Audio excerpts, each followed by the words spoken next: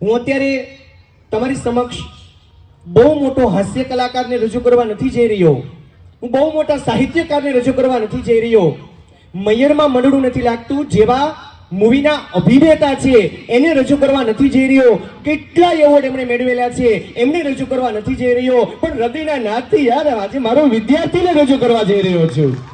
અને એનું મને ગૌરવ છે, કારણ કે જ્યારે અમને કોઈનો મેસેજ આવે, અમને કોઈનો ફોન આવે કે અમે જ્યારે અમારા વિદ્યાર્થીનો ફોટો કોકની સાથે જોઈને, ત્યારે સાહેબ એ સૌથી વધુ આનંદ અને સૌથી વધુ રાજીપો હોય છે. એક શિક્ષક માટે સૌથી વધુ સાક્ષાત્કાર એ હોય છે. मुस्कुराहट का कोई मोल नहीं होता, कुछ रिश्ते अनमोल होते हैं, उसका कोई तोल नहीं होता.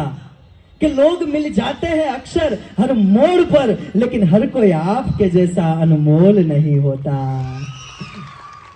અને રાજકોટની તો બહુ ખાસિયત છે.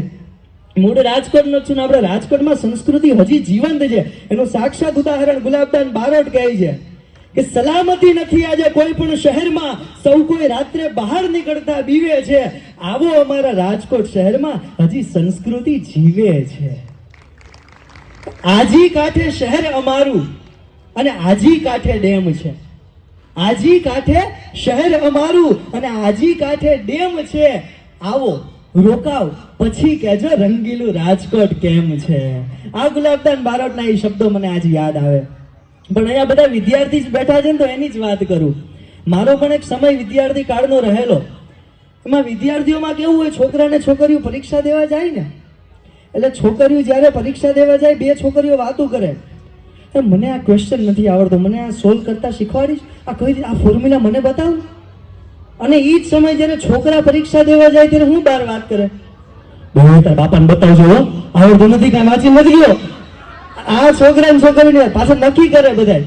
આ તો અહીંયા ઘરના બધા છે એટલે વાત કરું, નક્કી કર્યું હોય પાછું જોજો એમસીક્યુ માં એ આવે ને તો આમ કરજે, બી આવે ને તો આમ કરજે, સી માં આમ કરજે, આમ એટલે સમજી જાય, ડી આવે ને આમ કરજે.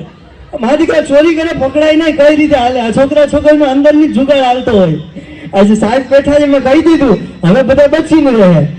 સરનું અને મેડમનું કહેવું એટલું જ છે કે ખુશિयां बांटना और खुशियां बटोरना हम दोनों ही जानते हैं. કાશ્મીરા મેડમ અને ઇલાણી સરના હસ્તે આપણે ફૂલોનો ગુચ્છો આપીને એમનું સ્વાગત કરીએ છીએ અને હૃદયથી એક જ ભાવના વ્યક્ત કરીએ છીએ કે જેવી રીતે હંમેશા ફૂલો મહેકતા રહે છે તેવી જ રીતે તમારું જીવન પણ આમ જ મહેકતું રહે. અને આટલી સુંદર આ જે માઇકની જે પ્રતીતિ અને કૃતિ કરાવતું આ જે શિલ્ડ છે, જે દરેક કલાકારને ખૂબ ગમે છે, એ આપીને આપણે તેમને નવાજી રહ્યા છીએ. ક્યા બાત હૈ, બહોત ही बढ़िया, ખૂબ સુંદર.